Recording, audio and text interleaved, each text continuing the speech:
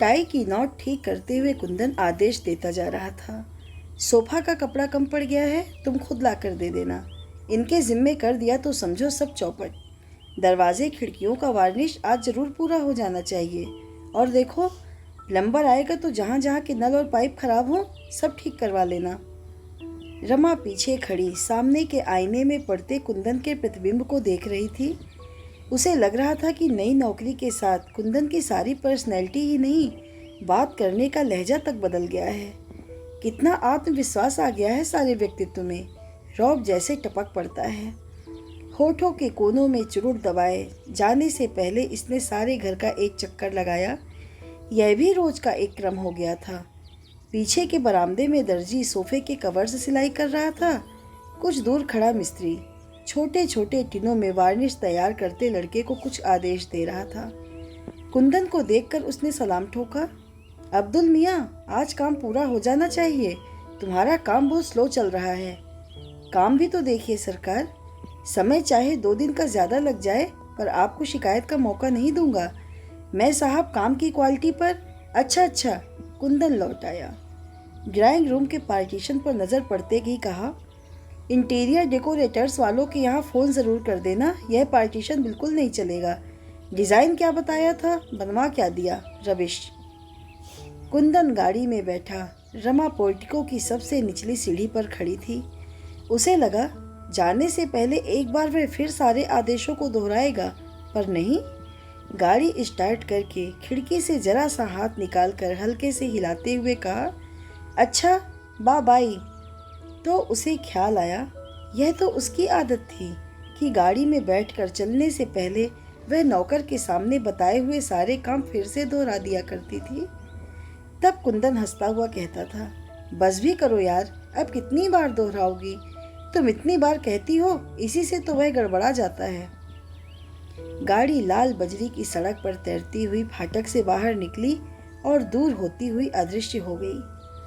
रमा को लगा जैसे कुंदन उसे पीछे छोड़कर आगे निकल गया है, बहुत आगे, जैसे वह अकेली रह गई है। 1 महीने पहले वह भी कुंदन के साथ ही निकला करती थी।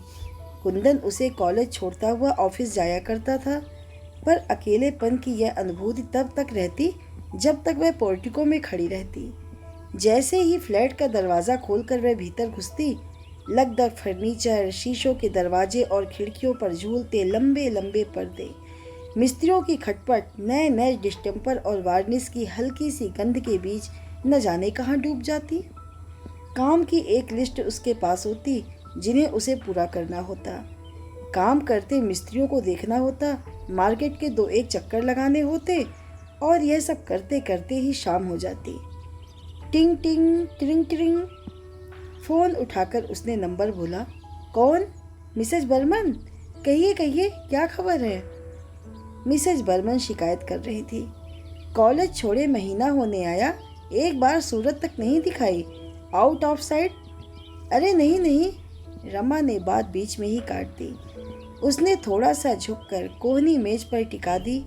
उल्टे हाथ में पेंसिल लेकर वह फ़ोन का संदेशा लेने के लिए जो पैड रखा था उस पर यूं ही आड़ी तिरछी लकीरें खींचने लगी। आज लंच के समय आओ ना, साथ बैठकर खाएंगे।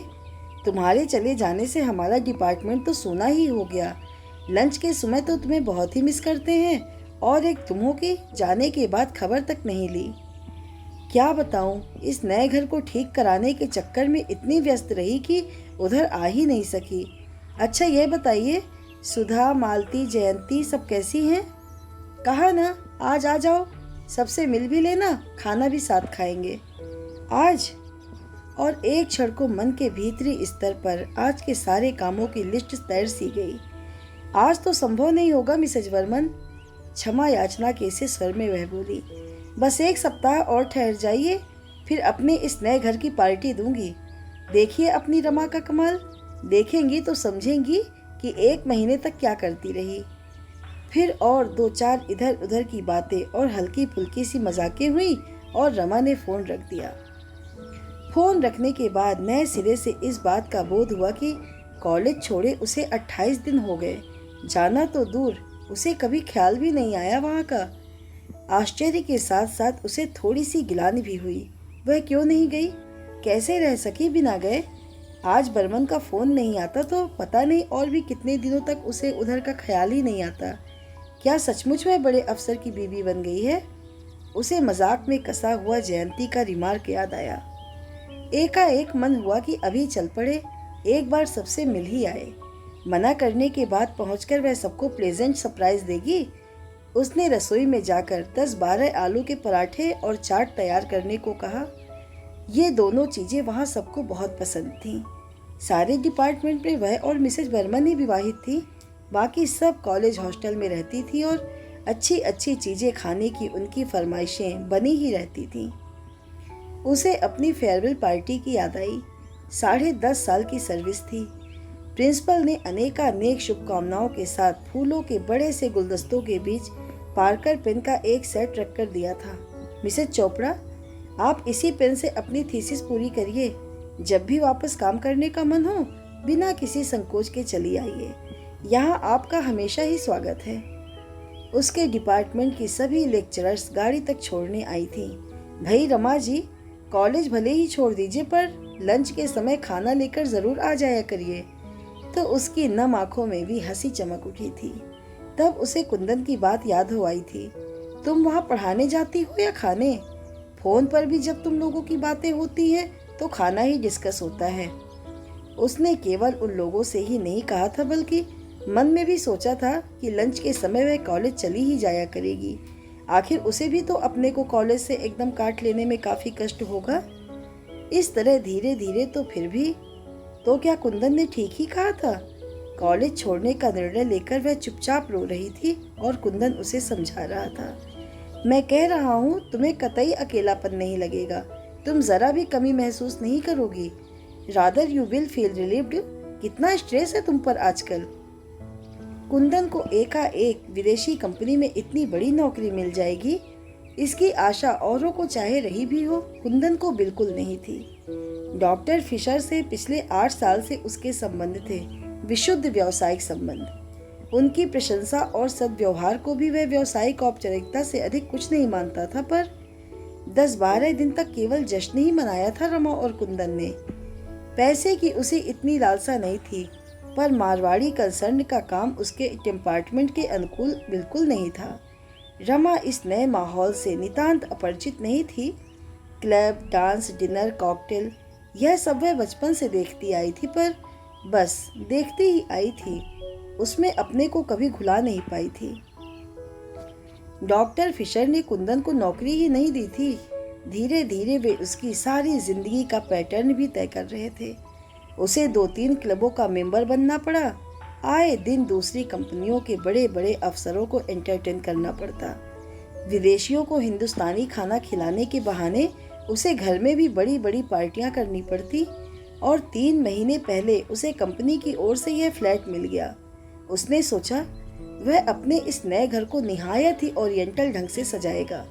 विदेशियों के लिए तो यही नवीनता होगी, पर घर के लिए नया फर्नीचर बनवाने, चुन चुन कर चीजें खरीदने के लिए दोनों में किसी के पास भी समय नहीं था। कुंदन चाहता था कि यह काम रमा को करना चाहिए। उसकी रुचि बहुत अच्छी थी, यूं भी यह काम उसी का था। फिर उसकी सुरुचि और सुघड़ता के तो हल्ले भी थे मित्रों के बीच में, पर रमा के पास समय ही नहीं रहता। सवेरे उठकर वह बंटी को तैयार करके स्कूल भेजती, फिर खुद तैयार होती। तैयार होते होते ही वह नौकर को आदेश देती जाती, सारे दिन का काम समझाती। नाश्ता करते करते वह अपना लेक्चर तैयार करती। तैयार तो क्या करती, बस सूंघ भर लेती। फिर 9 बजे कुंदन के साथ ही निकल जाती। 3 के करीब वह लौटती, थोड़ा आराम करती और फिर शाम की तैयारी। बाहर नहीं जाना होता था तो घर में ही किसी को आना रहता था। रात 11 साढ़े 11 पर वह सोती तो थक कर चूर हो जाती। कुंदन को उस समय हल्की सी खुमारी चढ़ी रहती। कहता, डोंट बी सिली, पार्टी में कैसे थक जाती हो? गाड़ी में बैठकर जाती हो, खाना पीना, हंसी मजाक, इनमें भी कहीं थका जाता है। गाड़ी में बिठाकर ले आता हूँ। रमा तब केवल सूनी सूनी आंखों से उसे देखती रहती। मन की भीतरी परतों पर हिस्ट्री के वे टॉपिक्स तैरते रहते जो कल उसे पढ़ाने होते और जिन्हें वह जबरन ही दिमाग से बाहर ठेलने का प्रयास करती। कुंदन उसे बताता रहता कि डॉक्टर फिशर उससे कितने खुश हैं। कितना इम्प्रेस कर रखा है उसने। एकाएक ही उसे अपना भविष्य बहुत उज्जवल दिखाई देने लगा है। पता नहीं थकान के कारण या किसी और वजह से वह उतना उत्साह नहीं दिखा पाती तो कुंदन बिगड़ पड़ता। क्या बात है, देखता हूँ तुम्हें कोई दिलचस्पी ही नहीं है मेरे राइस में। You seem to be. क्या बेकार की बातें करते हो, मुझे नींद आ रही है। कभी कुंदन फोन पर कह देता कि ठीक 7 बजे तैयार होकर रहना और आकर देखता कि वह तैयार हो रही है तो बिगड़ पड़ता। रमा, तुम्हें टाइम की सेंस कब आएगी?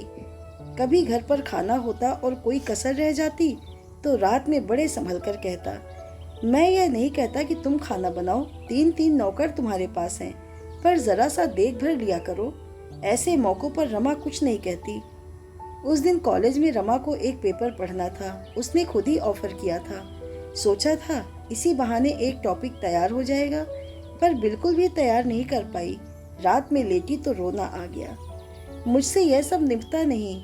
लौटकर बिना कपड़े बदले ही कटे पेड़ की तरह पलंग पर गिरकर उसने कहा, क्या नहीं निपटा? यह रवैया मेरे बस का नहीं है। कितनी गिल्ट फील करती हूँ। बिना तैयारी किए पढ़ाना, लगता है लड़कियों को चीट कर रही हूँ। 2 घंटे का समय भी मुझे अपने लिए नहीं मिलता। कुंदन सोच रहा था कि रात में रमा के साथ वह एक एक कमरे को अरेंज करने की योजना बनाएगा। कलर स्कीम के लिए उसने जेंसन निकलसन वालों से बात की थी। रमा की बात सुनी तो चुप रह गया। बंटी की रिपोर्ट देखी, हमेशा फर्स्ट आया करता था, इस बार 7th आया है। कुंदन ने बहुत प्यार भरे लहजे में कहा, तो तुम उसे पढ़ाया करो। कब पढ़ाया करूं, तुम ही बताओ। शाम को 5 से 7 बजे का जो समय मिलता है उसमें वह खेलने जाता है, तो तुम ही बताओ मैं क्या करूं। बालों में हाथ फेरते हुए कुंदन ने बहुत ही मुलायम स्वर में पूछा, कल मुझे पेपर पढ़ना है। 15 दिन पहले टॉपिक मिला था, एक लाइन भी नहीं लिखी है। अब कोई झूठा बहाना ही तो बनाना पड़ेगा। कुंदन की उंगलियां बालों पर से उतरकर गालों पर फिसलने लगी। 10 साल पूरे हुए, 6-8 महीने में अपनी थीसिस सबमिट कर देती तो मेरा सिलेक्शन ग्रेड में आना निश्चित ही था, पर ऐसी हालत रही तो।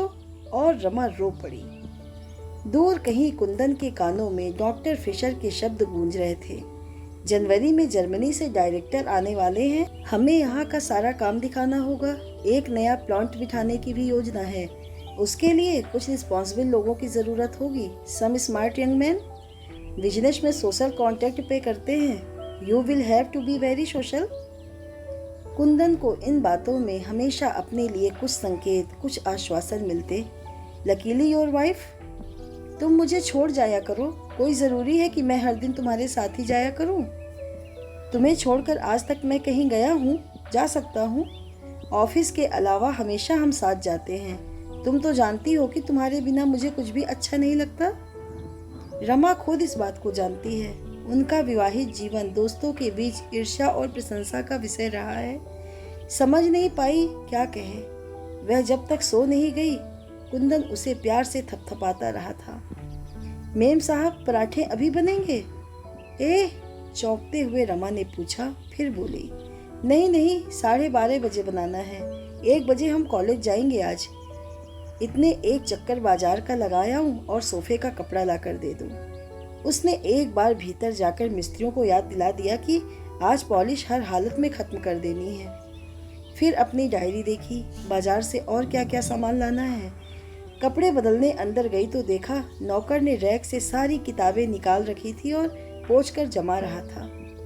इनमें से एक किताब भी उसने नहीं पढ़ी है, कुछ पर तो अभी तक अपना नाम भी नहीं लिखा है।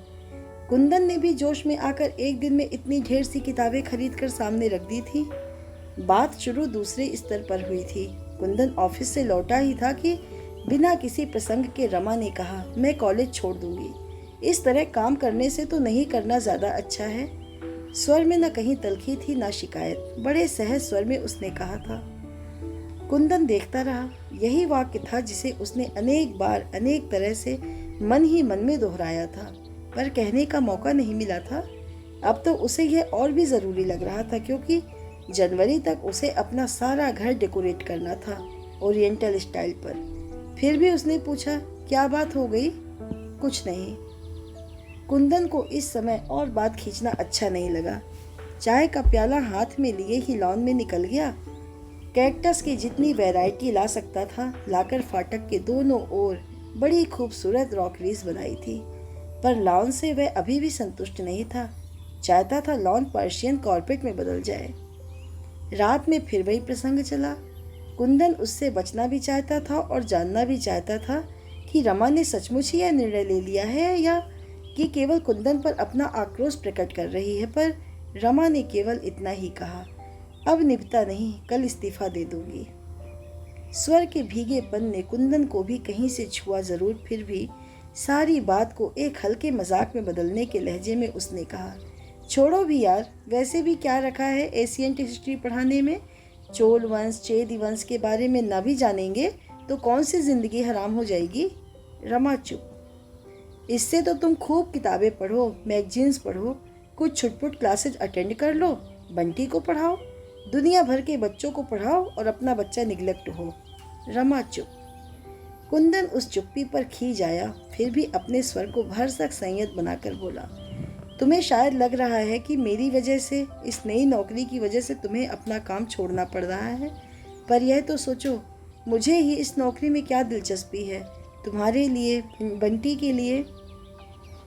मैंने तो ऐसा नहीं कहा, मैं तो यही सोच रही थी कि आखिर मेरे मन के संतोष के लिए क्या होगा।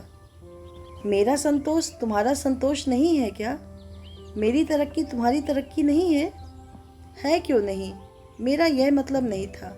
10 साल से काम कर रही थी, छोड़ दूंगी तो मेरा मन कैसे लगेगा।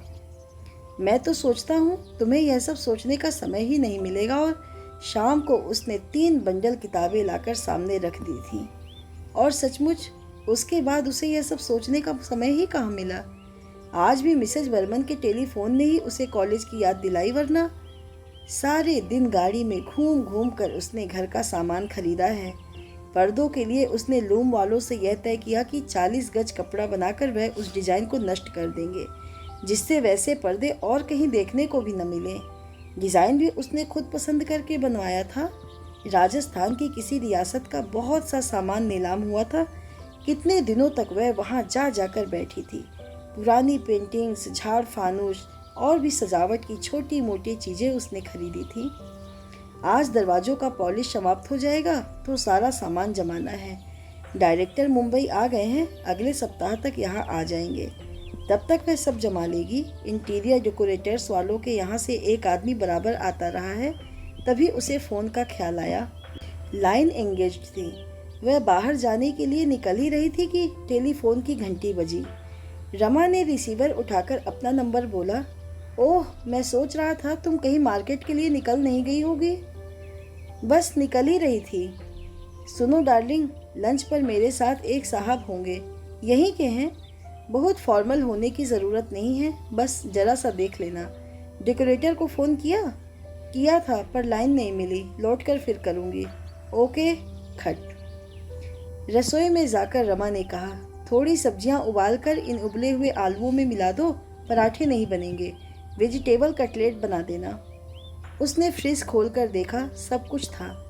जब वह कॉलेज जाती थी तो कुंदन का लंच ऑफिस जाता था, पर आजकल वह लंच के लिए घर पर ही आ जाता है। 1 तारीख लंच के लिए कुंदन आया। जब भी वह घर आता एक बार सारे घर का चक्कर लगाता, इस नई साज सज्जा को हर एंगल्स से देखता और उसके चेहरे पर एक संतोष में गर्व युक्त उल्लास चमकने लगता। कभी कभी इसी उल्लास में कहता, यू आर रियली वंडरफुल। पूरा चक्कर लगाकर बोला, I think everything is in tune. क्यों? कलफ लगा नैपकिन फड़फड़ाता हुआ उसकी गोद में फैल गया। अब कोई आए मुझे चिंता नहीं। 5 तारीख को डायरेक्टर आ रहे हैं। मैं इस बार एक बड़ी पार्टी घर पर ही करूँगा। रमा खाती भी जा रही थी और उसकी प्लेट का ध्यान भी रख रही थी। जो चीज़ खत्म हो जाती रख देती। बस यार, 4 रो पटकना है कि डायरेक्टर की नज़रों में जम जाऊं। एक बार ये लोग इम्प्रेस हो जाएं तो रास्ता साफ है। डॉक्टर फिशर तो जब भी कोई मौका आएगा मेरे फेवर में ही राय देंगे। रमा कुंदन के बच्चों जैसे पुलक में आवेश पर मंद मंद मुस्कुराती रही। मेम साहब, आपका फ़ोन है। किसका है? बोलो बाद में करें। मेम साहब इस समय लंच ले रही हैं।